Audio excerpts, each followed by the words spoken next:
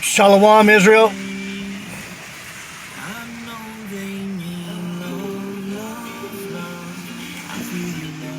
Shalom. Good morning. It's your brother JD Nija.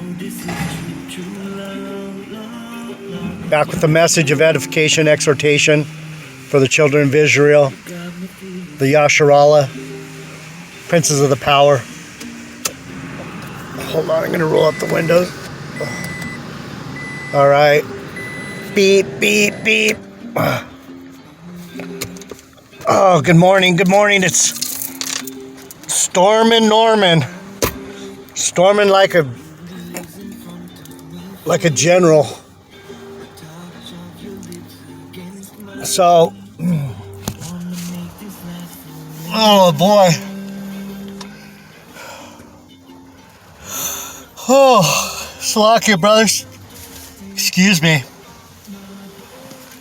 This kind of weather makes a guy sleepy. A lot of people, I think, get ready to jump back in bed on these days, right? So, I was trying to figure out what needs to be said today. And,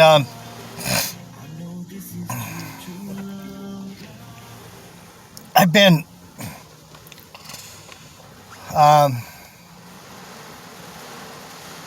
like, if you've watched any of my last videos, I've been dealing with a woman that I know, and,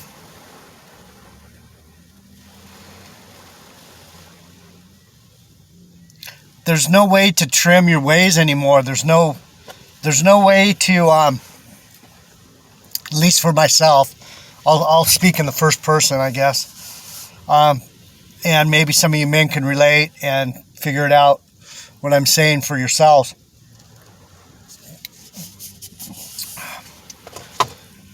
Edom, Esau and his laws and his societal norms that he's pushed out, these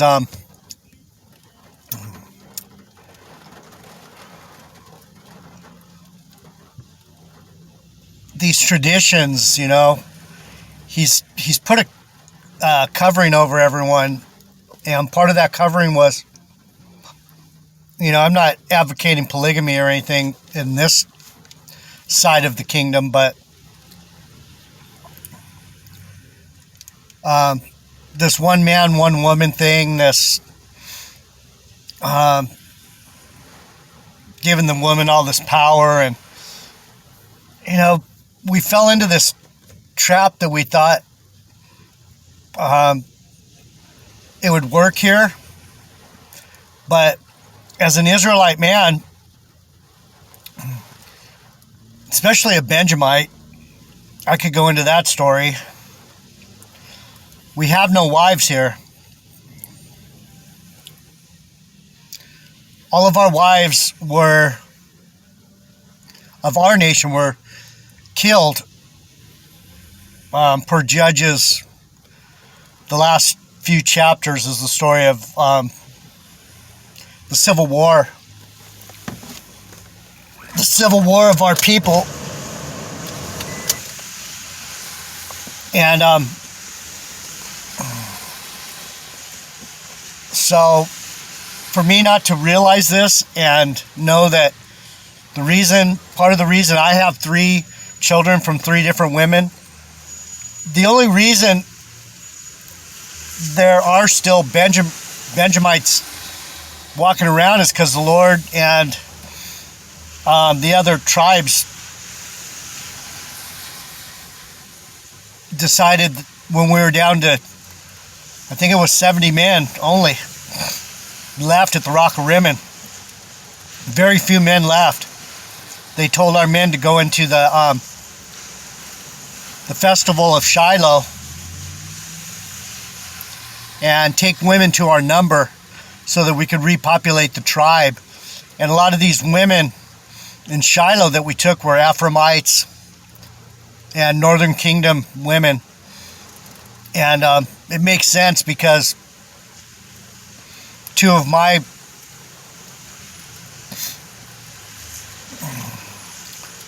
wives seem to be of the Northern Kingdom. But anyhow,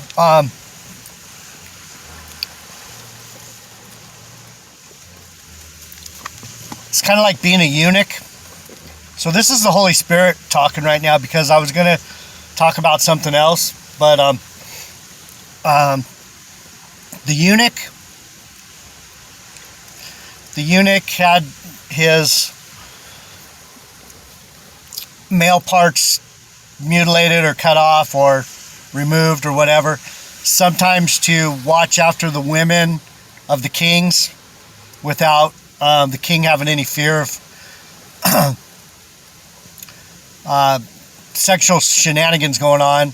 Some, like Paul, became a eunuch. He didn't mutilate his genitals, but he decided not to marry and have children. And being that he was a Benjamite, I'm starting to understand why he made that decision. He knew that there was no women for him. And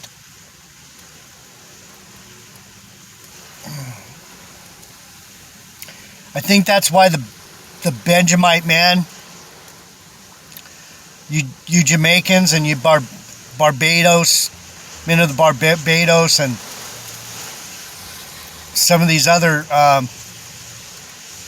West Indian islands where Benjamin ended up during the transatlantic slave trade, will have multiple children from multiple women, because our women aren't here.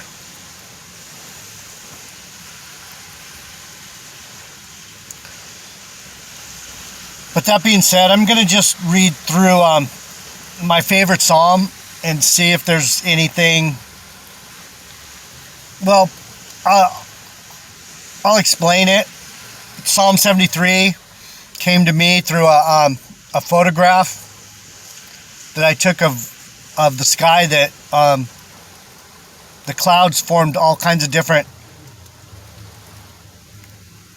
quote unquote imaginary pictures, and there was quite a bit of revelation in this picture. If I had the picture, I could go into it better, but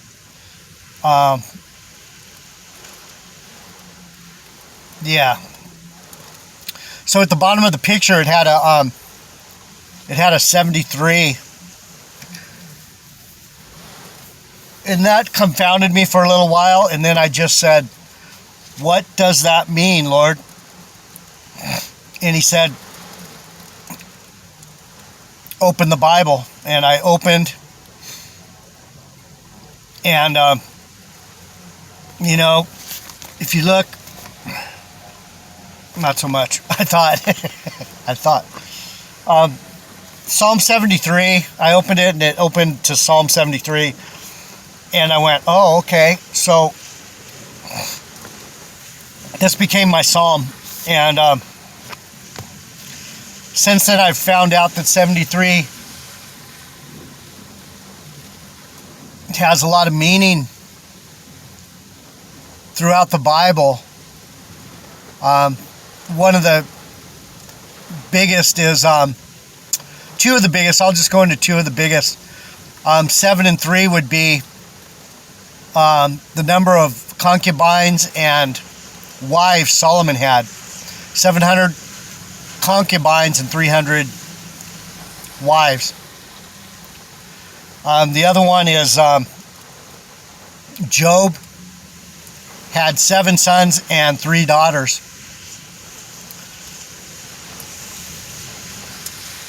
But anyhow, I'm trying to think of the other ones that. But anyway, Psalm 73 begins. The Psalms are broken into 5 different books, and Psalm 73 is the beginning of book 3. So, and what book 3 entails is David's main worship leader. These are Psalms of Asaph.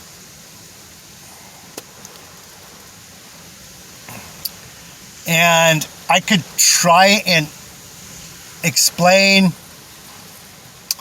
what Asaph is and who Asaph is and things like that, what he meant, what his duty was, and things like that. But it's one of those things where it's deeper than we can actually grasp onto. But the importance of Asaph, without any fanfare, is starting to make me understand who I am as a prophet. Most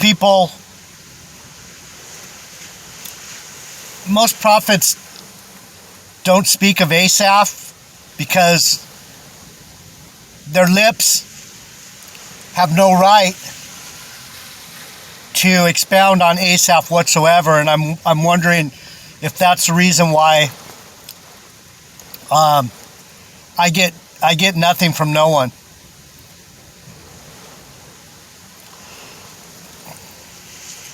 I don't even get much rebuke. I don't get any help. I don't get anything. I get to stand here on my own and say what I want to say, even though no one's listening.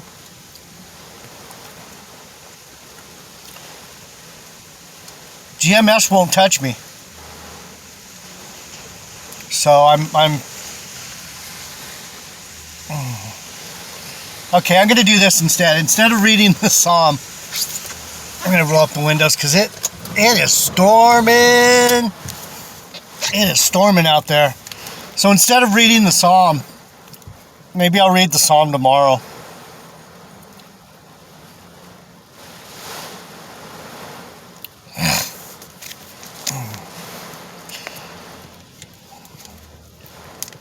Psalm 73. This is the commentary. Damn, right when I go to do my lesson, it is busting out here. This psalm is another dealing with the problem of the prosperity of the wicked.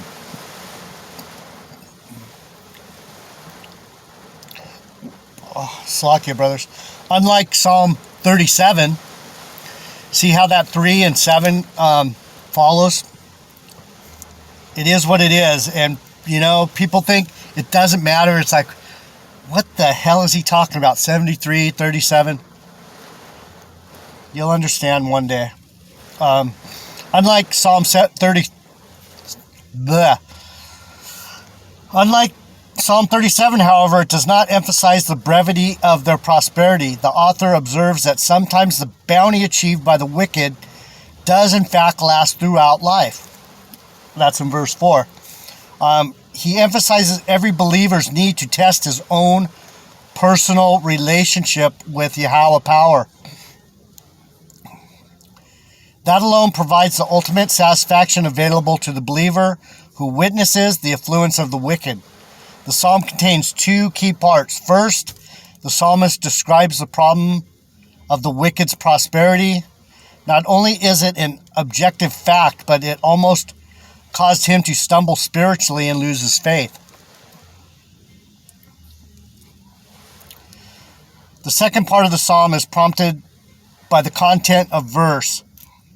Not until the psalmist entered God's sanctuary and received a divine perspective on the wicked's prosperity did he find his answer to the problem. He saw the destiny of the wicked.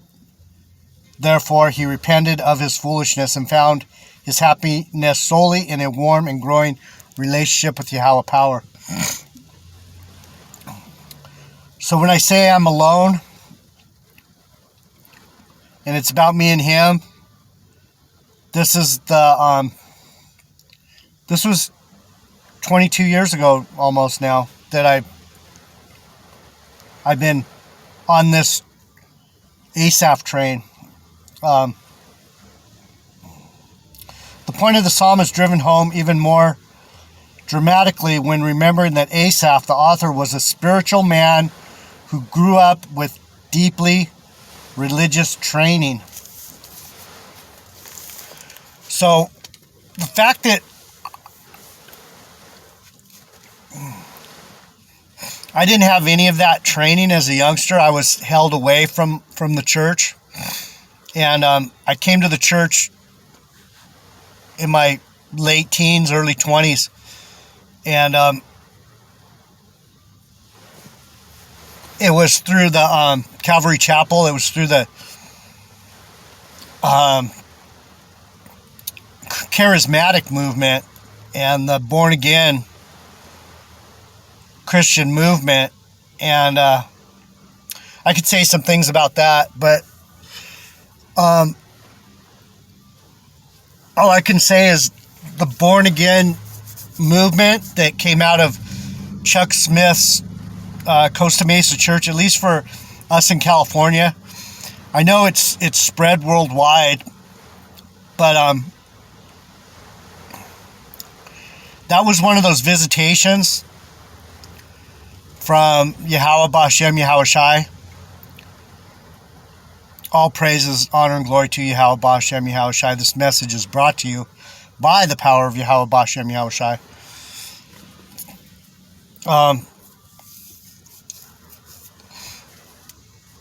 It brought a lot of both plantation Christianity, and it brought people into a thought process of the dark side of Yahweh, but it also brought people like myself that are true Israelite believers. It opened our eyes and brought us into the idea that we need to hang close to the Lord. Hold on. All right, I'm going to read the psalm now, and then I'll close out. It's not long, but it's kind of full of stuff. And what Asaph is talking about is how hard it is to know the Lord unless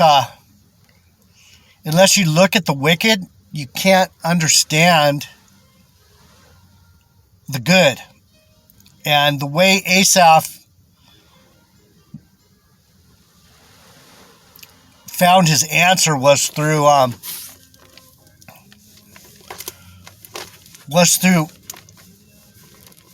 close inspection of what these wicked look like and what they were doing, and how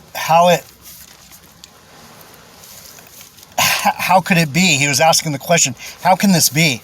So I'll just read it. I'll stop blabbering. This is Psalm 73, Prosperity of the Wicked, a Psalm of Asaph. Truly, Yahweh is good to Israel, even in such as are of a clean heart. But as for me, my feet were almost gone, my steps had well nigh slipped. For I was envious at the foolish when I saw the prosperity of the wicked. For there are no bands in their death, but their strength is firm. They are not in trouble as other men, neither are they plagued like other men. Therefore pride compasses them about as a chain. Violence covers them as a garment. Their eyes stand out with fatness. They have more than heart could wish. They are corrupt, and they speak wickedly concerning oppression. They speak loftily. They set their mouth against the heavens, and their tongue walketh through the earth. Therefore his people return hither, and waters of a full cup are wrung out to them. And they say, how does the power know? And is there knowledge in the Most High? Behold, these are the ungodly who prosper in the world, they increase in riches. Verily, I have cleansed my heart in vain and washed my hands in innocency. For all the day long have I been plagued and chastened every morning. If I say I will speak thus, behold, I should offend against the generation of thy children. When I thought to know this, it was too painful for me. Until I went into the sanctuary of God, Yahweh power, then I understood their end. Surely you did set them in slippery places. You casteth them down into destruction. How are they brought into desolation? As in a moment they are utterly consumed with terrors. As a dream when one awaketh, so, O Lord, when you awaken, you shall despise their image. Thus my heart was grieved, and I was pricked in my reins. So foolish was I, and ignorant. I was as a beast before you. Nevertheless, I am continually with thee, and you have holden me by my right hand. Thou shalt guide me with thy counsel, and afterward receive me to glory. Whom have I in heaven but you?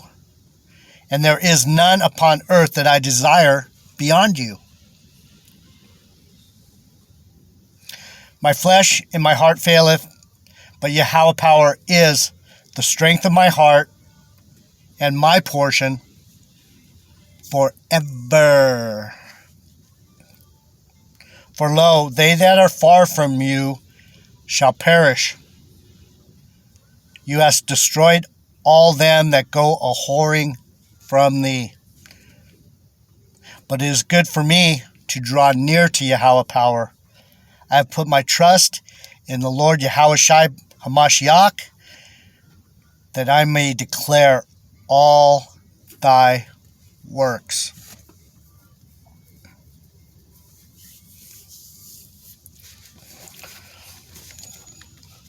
I'll go through it quickly. God is good to Israel, those of a clean heart. He loves his people. He's good to us. Don't forget it. I was envious at the foolish. Yeah, we don't want to see these fuckers.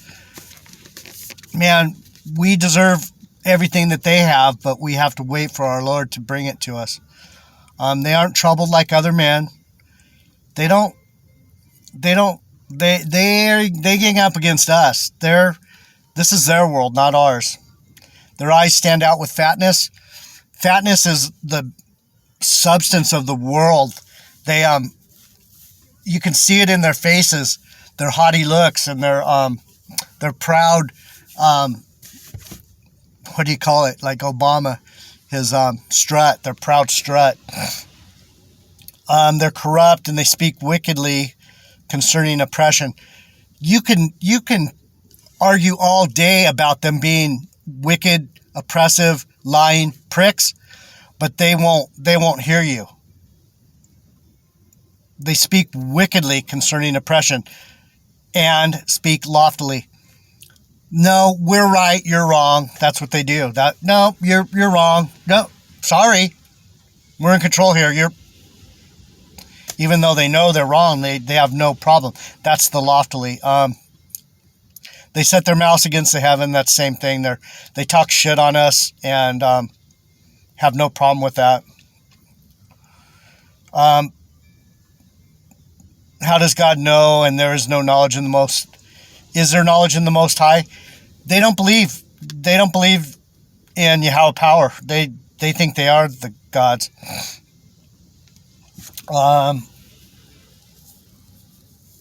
And then concerning us, we've been good in vain, and we've been innocent for no reason. Why are we getting beat up? Even though we're standing up for righteousness, right? And that's what Asaph saying is, damn, man, I can't help being good, and these guys can't help being bad, but I get no reward. And then when he goes to say this, I should offend against the generation of my children. It's hard to talk of coming against these people because we know we have no power, and it's hard to say it. It's hard to say give up, man. These fuckers got us, because we know that, or we hope, but the problem is we know once we see that they're going to be destroyed, we know that it's just a matter of time. Time is of the essence, and we're almost there. We have to put up with a bit more bullshit until I went into the sanctuary and understood their end. Once we know that there is wickedness, and we see it, and we know it's going down, we can handle it. They're brought into desolation. When the Lord awaketh, he'll despise their image. When we see him hate them, it's going to be a beautiful day. Nevertheless, I am continually with you, and you have holden me by your right hand. We can't, no matter how bad it gets, he's always going to pull us through it, and he might pull us through the tiniest little hole, and it's going to hurt like hell to get pulled through that little teeny hole. But when we come out on the other side,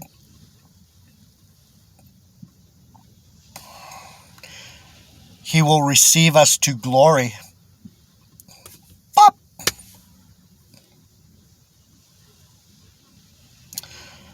Who do I have in heaven but you? I desire none other. And I guess that's the point that the Lord was bringing out about trying to have women here, and trying to have some connection with another spirit in that godly connection.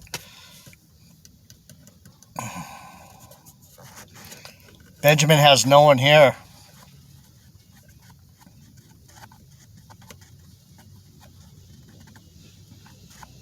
They can understand him. Yeah. My flesh and my heart fail, but God is the strength of my heart and my portion forever. Portion. It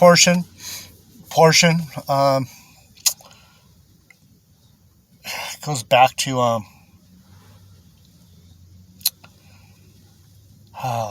what is it? There's a lot of places where portion comes in.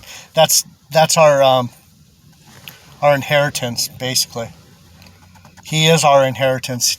We inherit his, everything that is his. We inherit the land, the spirit, all of it. But they that are far off from you shall perish. Thou will destroy all of them that go a-whoring. Those are the people that are in the churches now.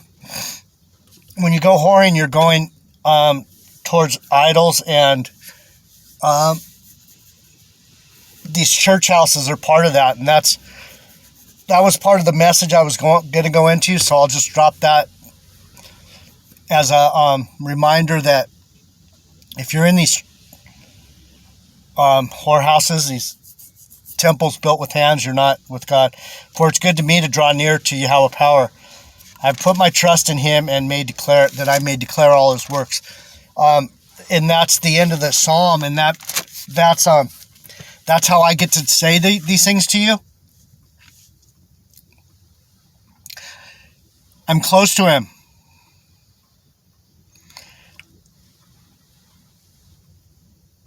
I'm anointed to declare all his works. All praises, honor, and glory to Yahweh, Bahashem, Yahweh Shai, Bahashem, Rakak Kadash. I love you, Israel. I can't wait to get home. Hold on, hold tight. Stay close to him. Babylon is falling. Zion is rising. Zion is rising. Falling is Babylon. Till the next one, Shalom, Israel.